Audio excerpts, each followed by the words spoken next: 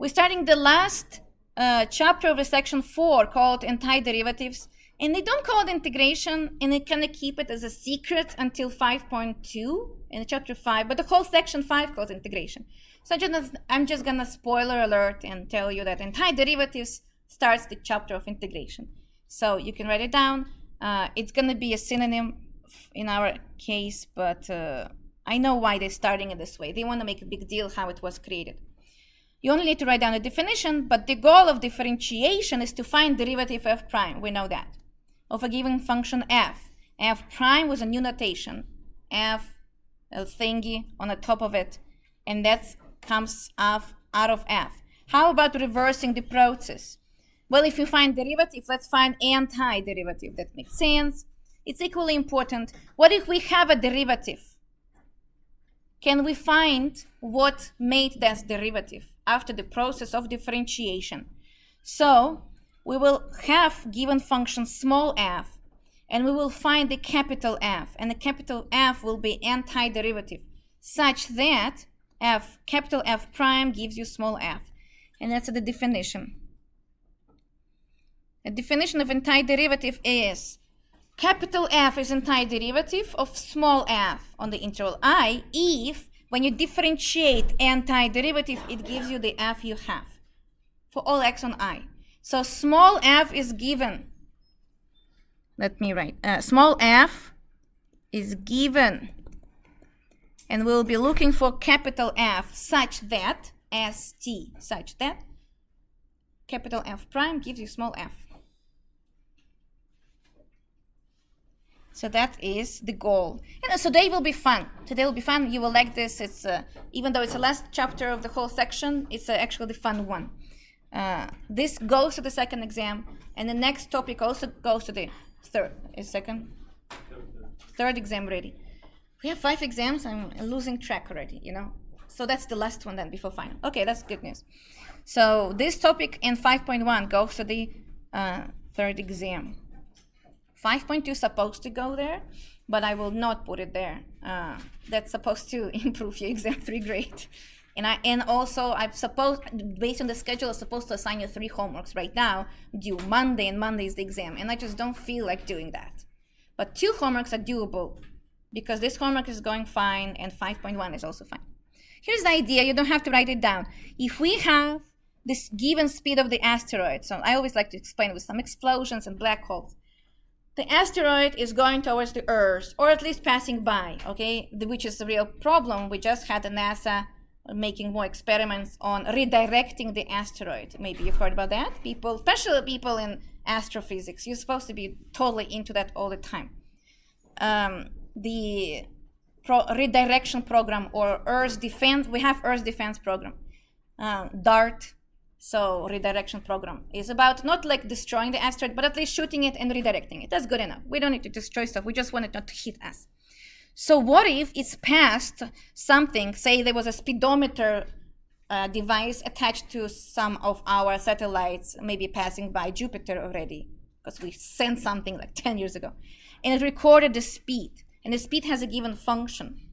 Can you tell us, me or scientists or the public, how far the asteroid is from us? But that means it's reversing the progress. From S to V to A, that's differentiating distance, velocity, acceleration, how fast it's changing. But what if we have speedometer? Then how far the asteroid and how much time we have to prepare? So that is finding antiderivative. Does it make sense? Reversing the process. And that's why, I mean, there's a lot of applications on that, but it just makes sense. The answer is yes. You don't have to write it down either. Yes, we're gonna be use antiderivatives, and that's how you can go back and see what function gave me this derivative, and then that function means something. So let's make guesses. So people who know this topic, this is not your time to shine. Just enjoy, the class, but let other people who have never seen this before to enjoy the game, because this is the game and you can do it. It's very straightforward. So I'll be asking questions today. People at the back are always my target. Where's the couple? Oh, you guys, you're by yourself now? Oh, all by myself. I know, I just like chose you to like talk to you the whole class. No, so see it. Okay. How come you don't know? You're supposed to have his phone number. Text him like, hey dude, are you okay? She's singing a song to me and I don't like it. So what if you have a derivative?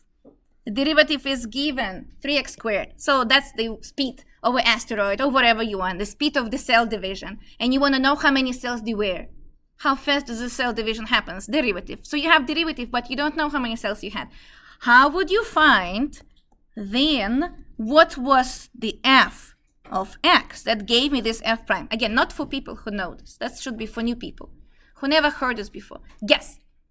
Just like make a guess, intellectual guess. 3x squared comes from x cubed. Yeah. So you see, it's kind of like fun. You can make a guess. So check mark. Yay, we're good at this. Are there any other options? That's what I'm kind of was curious. Wait, how about x cubed plus 7? So if I write it down, x cubed plus 7. Let me check, let me differentiate. And it's very nice that we can check. In this chapter, you can check your answers because you just need to differentiate. Derivative of x cubed plus 7 is 3x squared. Yeah, it also matches.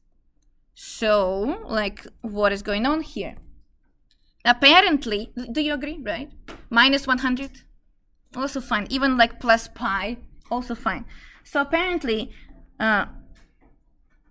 we know that derivative give us a unique answer is unique.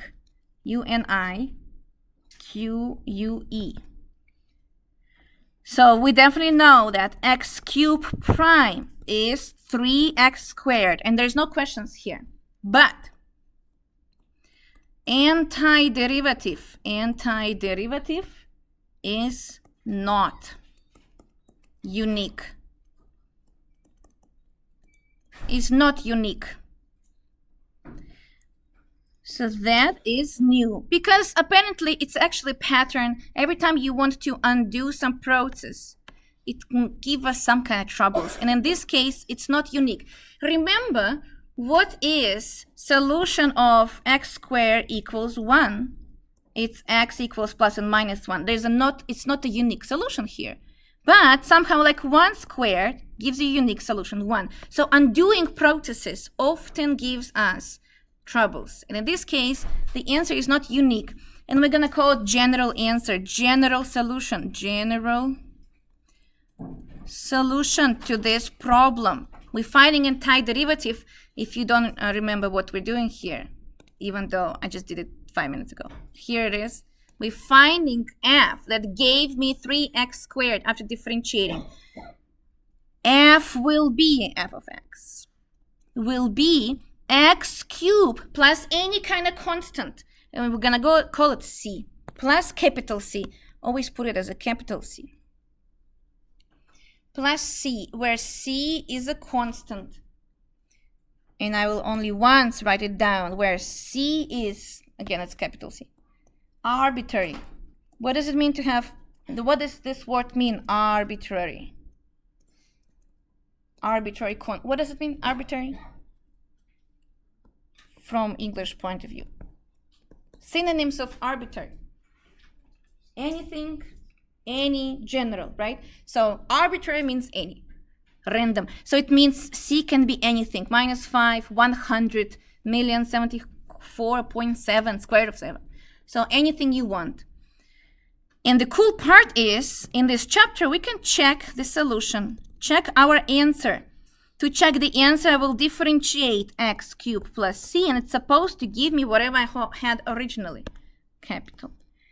3x squared plus 0. It gave me 3x squared. That is what we had right originally, so the answer is correct. And that's again on the exam. We will ask you to find antiderivative. When you find, you can differentiate and check your answer. So the multiple choice becomes actually very pleasant. We give you 5 multiple choices. Technically speaking, you can differentiate them all and find the one that matches. It's just longer than actually know how to do it. Does that make sense? Do you think it's pretty cool that we have more solutions? Not just more, we have infinitely many. And that's called family of solutions. They call it family of antiderivatives here. I originally, if you go to differential equations, is a family of solutions. solutions. Please write it down. If capital F is in any antiderivative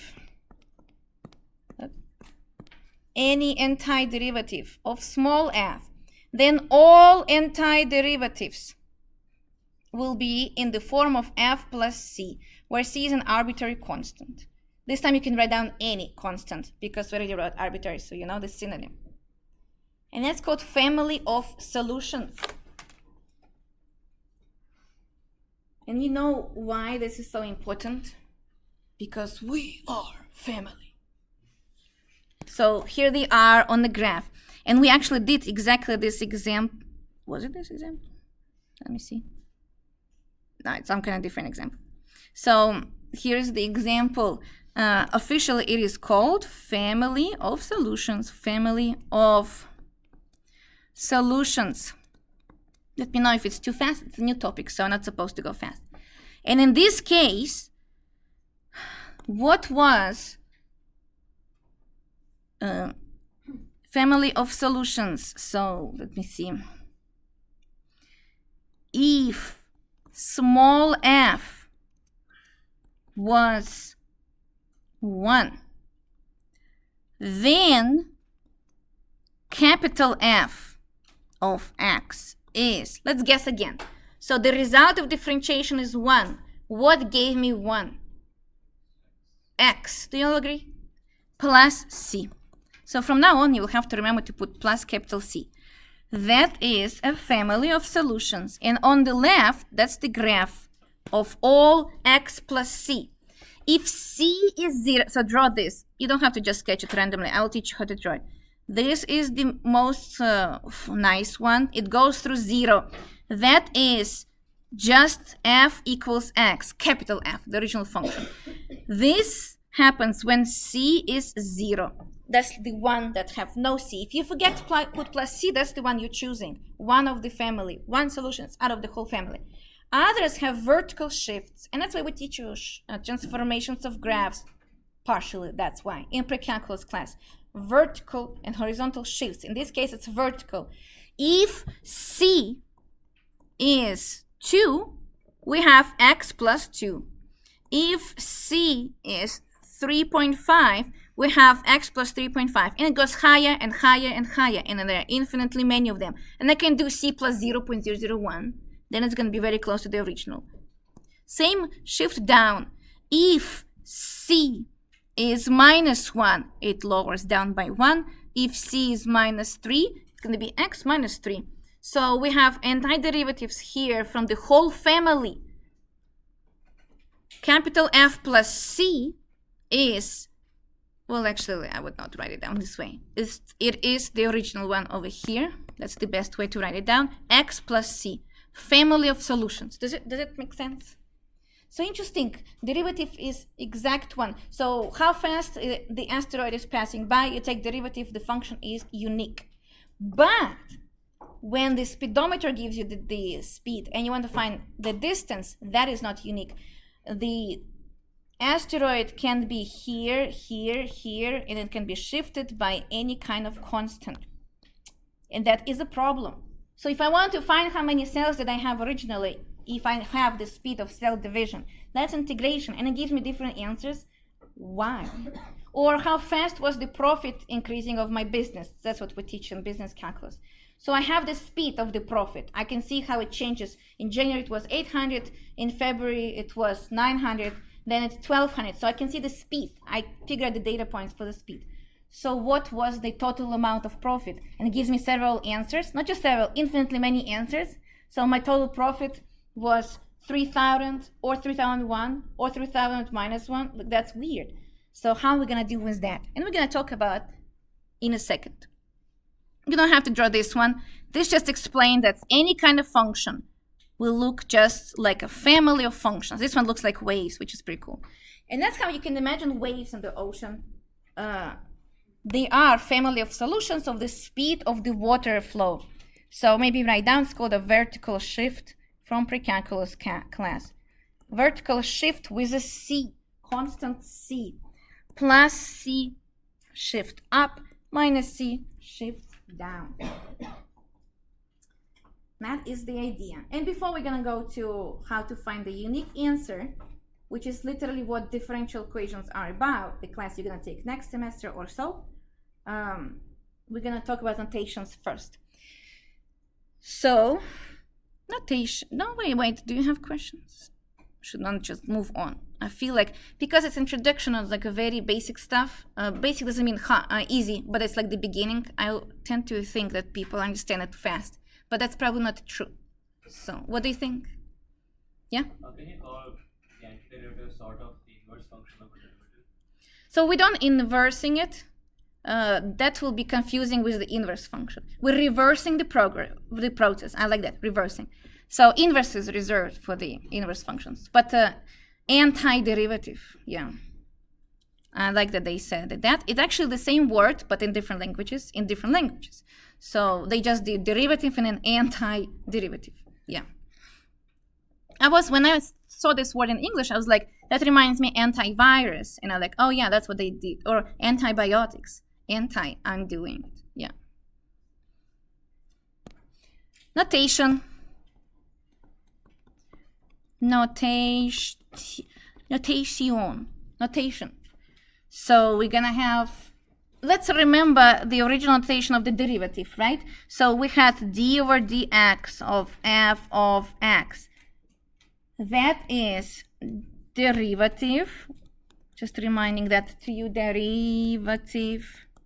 I use prime, but in upper level classes you will have to use d. Derivative of f of x wrt with respect to t, not what you thought about. Derivative of f with respect to x. WRT is a very nice English, American, I guess, abbreviation. I really like it. With respect to x. So, antiderivative to. Then, I can say then, capital F. No, let's see. So, let me stick to the book notation. Capital F is what we differentiated in order to get that. Let me show you over here. So let's write down this again. Oh, it's not gonna match anymore. Yeah, that's why it's confusing, because they don't agree on this notation situation with the book, and it's not confusing literally in chapter 5, and that's why I don't like how they're introducing it. Capital F is indeed called antiderivative. It was differentiated, gave me small f, but then they're renaming it. So let's stick to the rename it idea, because I like it. When I'm differentiating f, that gives me derivative. So integral, that's a stretched s looking sign, f of x dx is integral.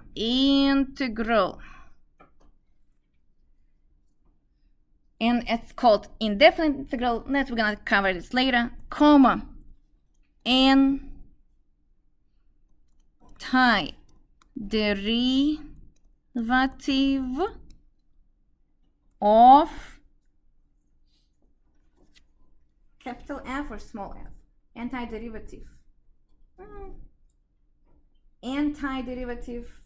So this is capital F because it gives me, yeah, I like that. Antiderivative, capital F. So it's not of. F equals. Because then if you differentiate all this, it gives you small f. Yeah, that's good.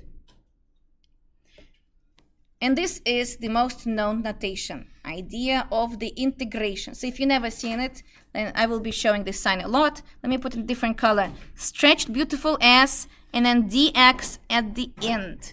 So this is, whatever is in blue is notation. The function inside is just a function inside. But long S indicates the beginning of integration, dx indicates the end of the integration.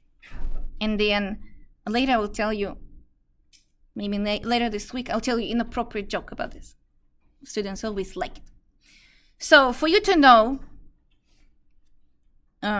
x, so do you know the word dummy variable? Dummy variable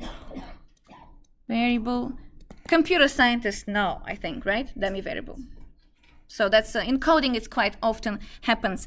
That happens here too. I can write down f of t dt, and it's the same thing as f integral, not just integral of f of x dx, and it's the same as integral of f of s ds. So the variable here called dummy variable is just part of the notation, but actually doesn't really change anything. Of course, it has applications, but we're going to learn so many integration techniques next semester, so we're going to be changing it to u with u substitution, and w and v, doesn't matter. So if you want to have fun, my favorite is one f of j, because I'm Julia, right? dj. Like, come on. F of j dj, that's the best one.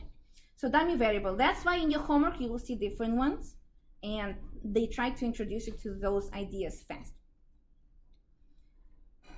That is nice. I can see in my notes, I do explain the definition that this guy inside called integrand, integrand, because we're about to integrate the integrand. That's the notation. And then x is a variable of integration. So the dummy variable is the variable, let me zoom in, variable of integration. And you can switch between different letters if you want, and the answer will be the same. You just need to be consistent with applications. If you're talking about t, then keep it t time. If you call, and so on. But if it doesn't matter, anything is fine.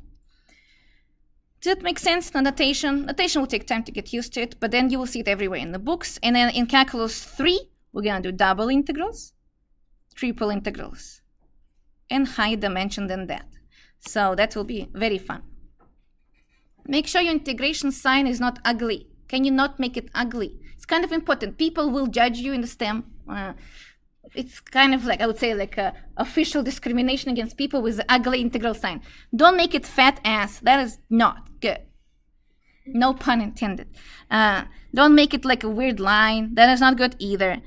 So printed version. See how beautiful it is? And the function is somewhere like in the middle, and then the x at the end. So it's beautiful. The beautiful printed version even has like little dots, which you don't have to do. But make sure it's nice. It's pretty. In calculus 3,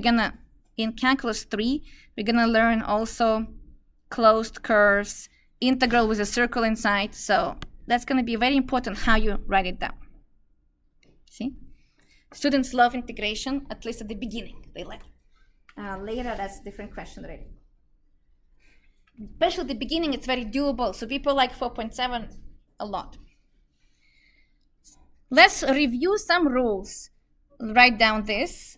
Constant multiple rule, just like with differentiation, what is derivative of 5 f of x? It's going to be derivative of f of x times 5. Same with the integration. If there's c inside of the integral, you can kick it out. And I like doing it all the time. You will see me doing it all the time. Or you can kick it in if you want. So it's easier to see it as an integral multiplied by c. So how fast something is changing derivative. But then undoing it, if it multiplied by 5, let's find antiderivative of function multiplied by 5.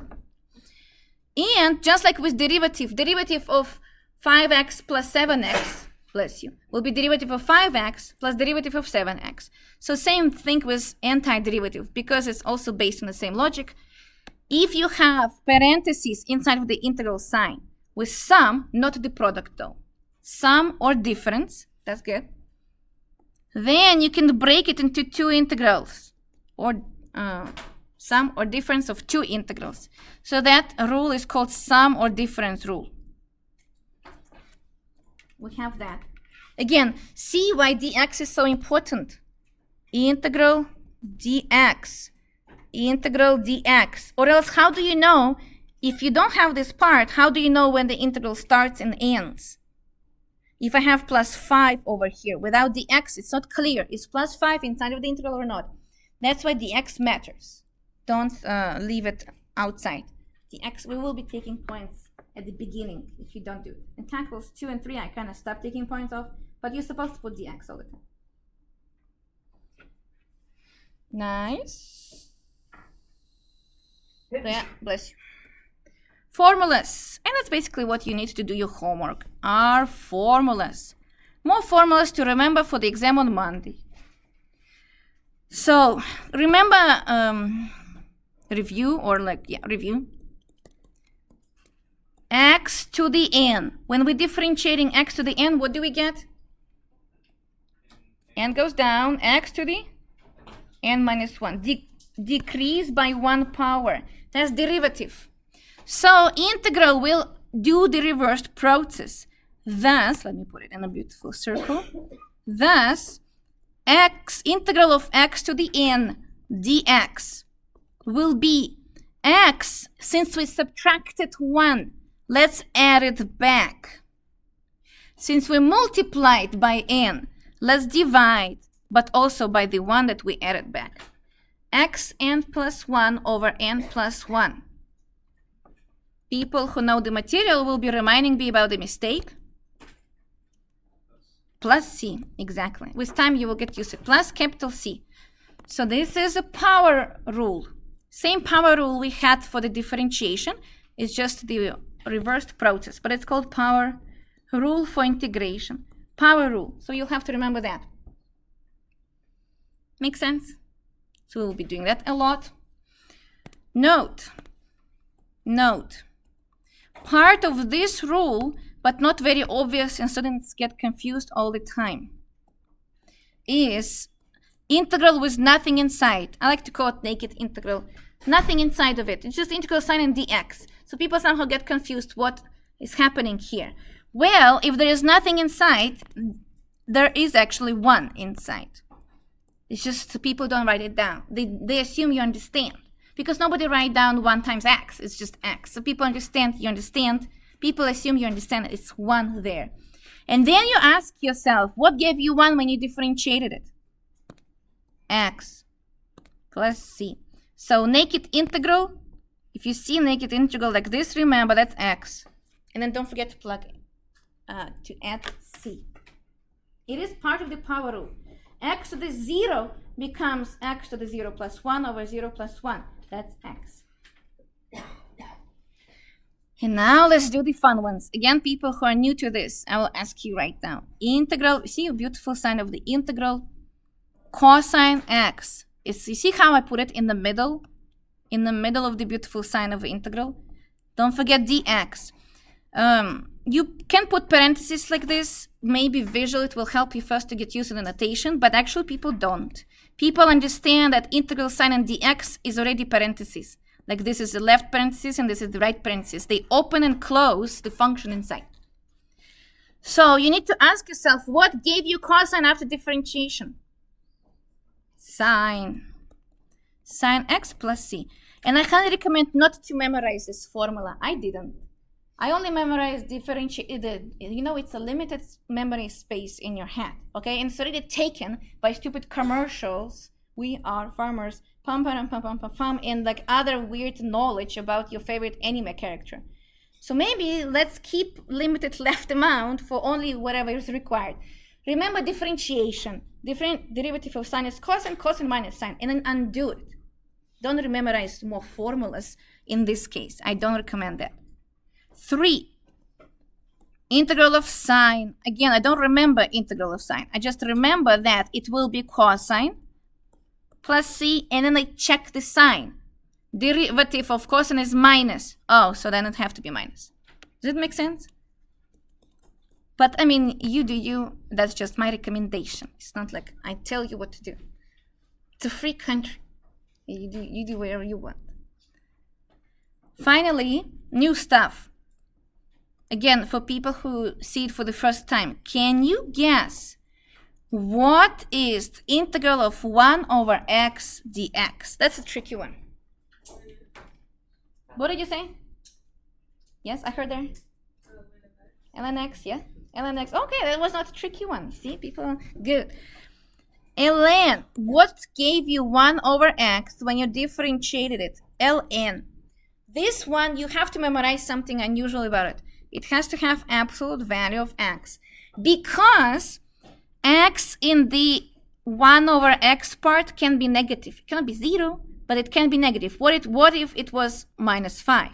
And now you claim it will be log of minus 5. To fix that, you put absolute value. Now minus 5 becomes 5.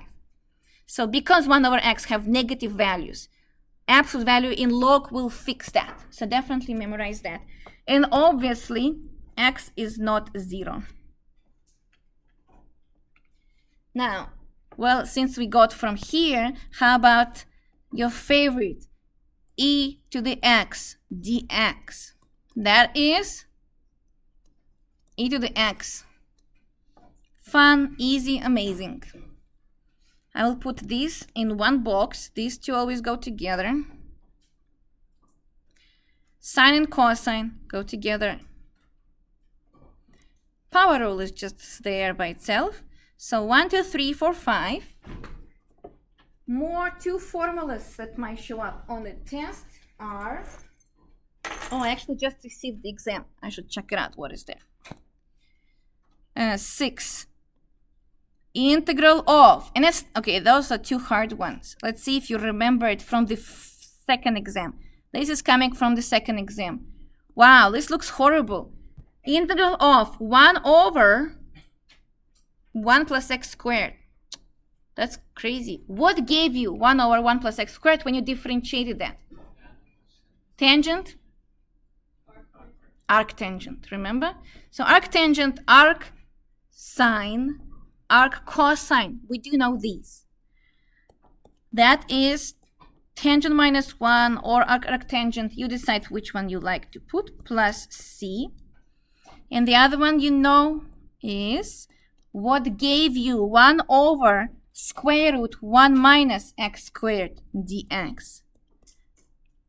That is sine minus 1 or arc sine. Choose which one you like to write down. And that is also a box. Those two go together.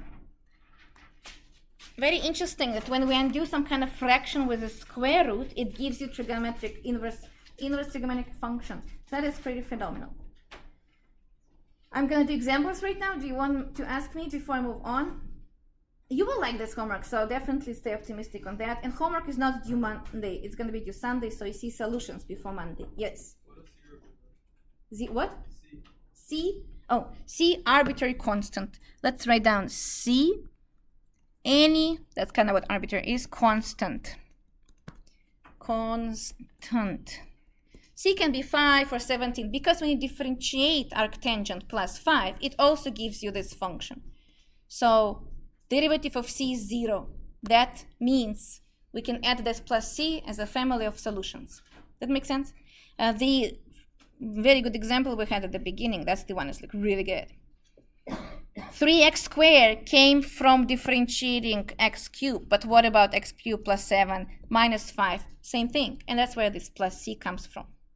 We C swallows or absorbs all the constants.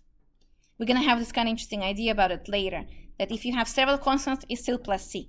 C just takes them all in. And now I'm going to teach you fast integration examples. The book is very slow. It tells you, oh, let's do this, and then slowly let's do one more. I will teach you how to be fast. So on a test, you're also fast, and you do better. What is the integral?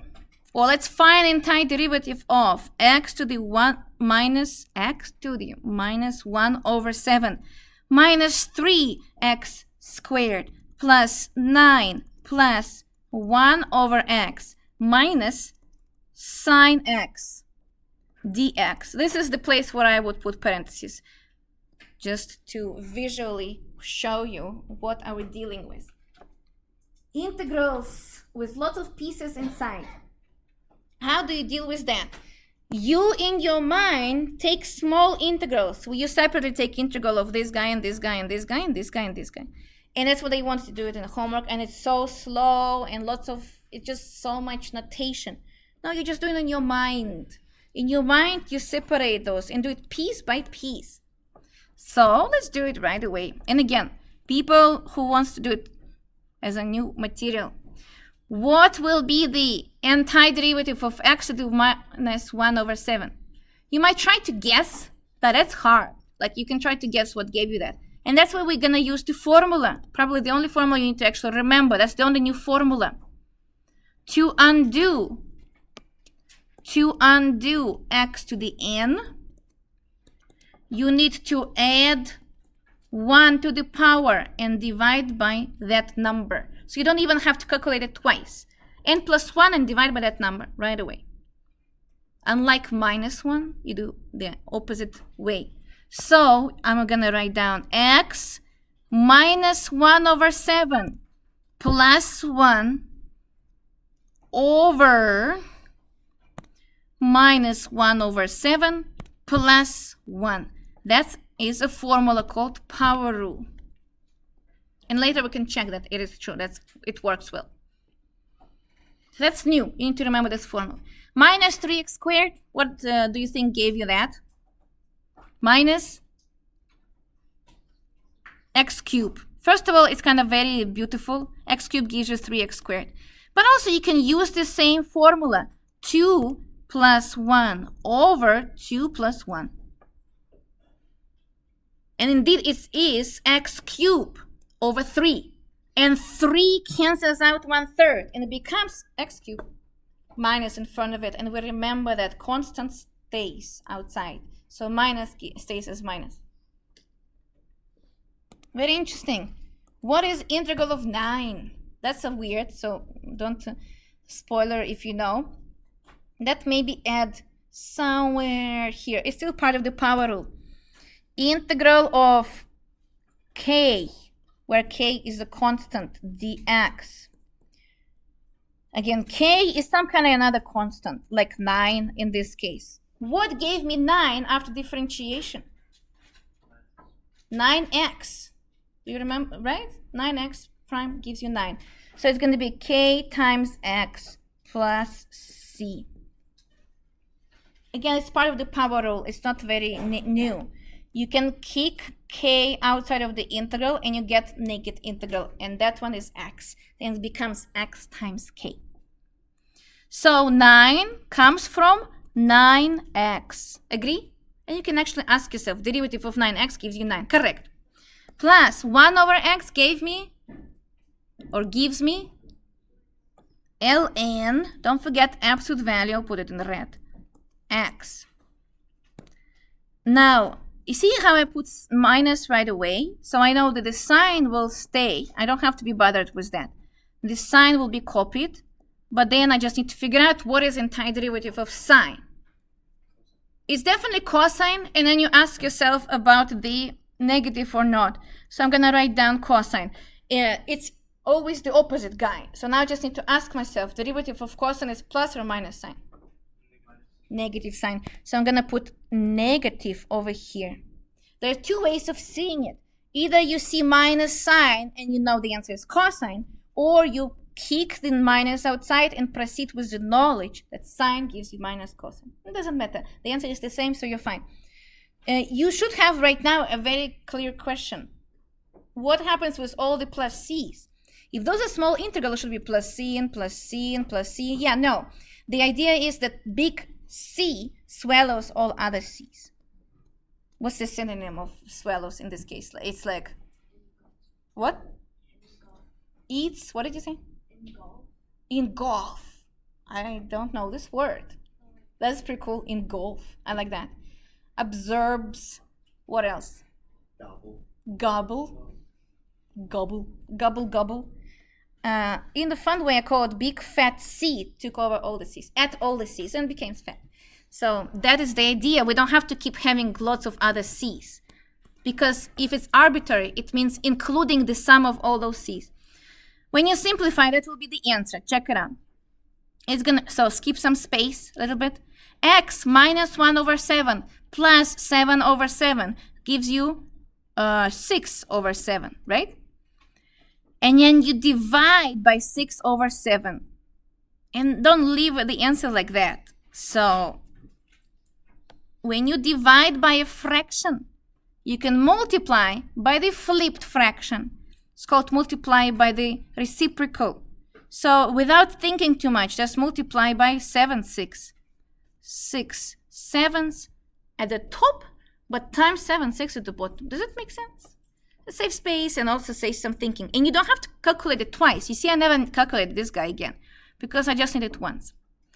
3 and over 3 canceled out.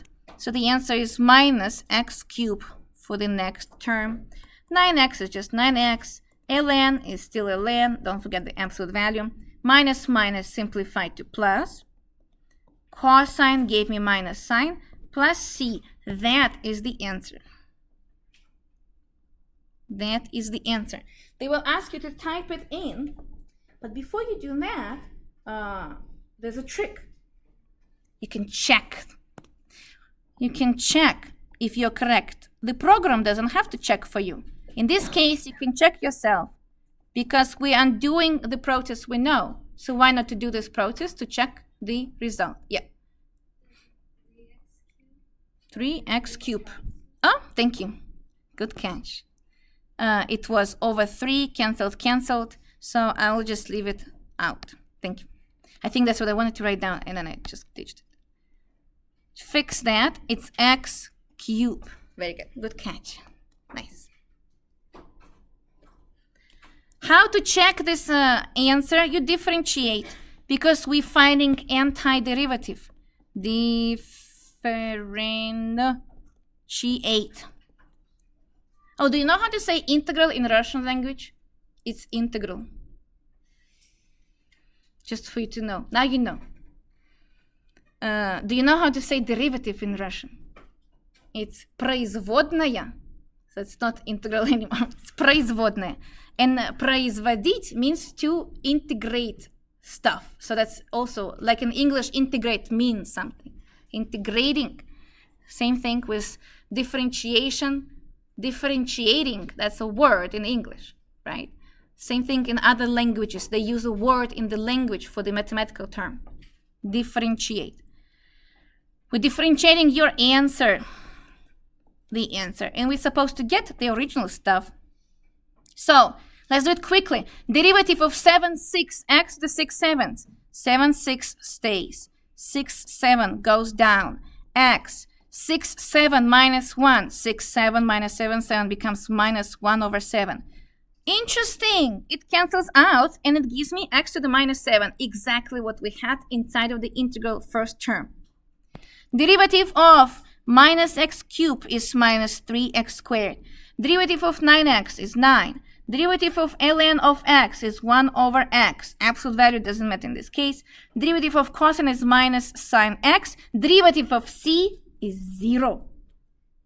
This is what we had inside of the integral, and that's what's called integrand with d. If it matches, you did good. Isn't it cool? What do you think about that? I still have one example, but what do you think about this? Questions, ideas, concerns? Can you do it on the test on Monday? It's new, but there's only one extra formula though. With power rule, that's it. Others kind of, it's the same stuff. You just need to careful and do it. And don't forget the absolute value for the log. Example 2 is the biggest for students' enemy, roots and radicals. 5 minus 7 square root of x. Square root of x dx. Let's put parentheses for now. Equals 5 was just like 9. What gave you 5 after differentiation? 5x plus c. So c will go to the end. And now how to perform. So you see I immediately copy negative. It's like a habit already. I don't know how to integrate this guy. So I'm going to rewrite it 7x to the 1/2. Exactly like we do with differentiation. If you don't know what to do with radicals, rewrite them as a power. And now you have a power rule. So I'm going to write down minus 7 right away. And then start integrating x to the 1/2. X to the 1/2 plus 1 over 1/2 plus 1 plus c. This is the answer. Yes? Yeah, I have it in the next example. Thank you for asking. See, you're smart. I have it in my other example. There's so many examples to show. I can show you right now too. Don't leave the answer like this. Simplify it as 5x minus 7 times. So it's going to be, let me once write it down correctly without flipping right away. 1/2 plus 1 is 3/2 divided by 3/2. I want you to have good notes. So it's the same number as here. And then you know algebra really well. You never make any mistakes in algebra, right? Ever. You just don't. Minus 7 times 2/3. It's kind of nice to visually see. They have to be flipped. And now you multiply plus c equals, and the answer is 5x minus 14/3. X to the 3/2 plus c. So of course they will be fractions, and of course they will be, they will be fraction. I'll show you on Wednesday more. And this is how you start your homework. You can dive into it tonight. We'll finish the optimization problems first. Dive into 4.7, don't even hesitate. You will like it. You will stuck a little bit, but I have videos for the last problem. So you will stuck and you can check my videos or office hours. Does it make sense? Good job, people, especially if you stayed focused. High respect to you for that. Work hard. This is 1 full week. Next week we have short week, and then we have 1 full week and then finals. That's it. Stay strong. You can do it. You can do it.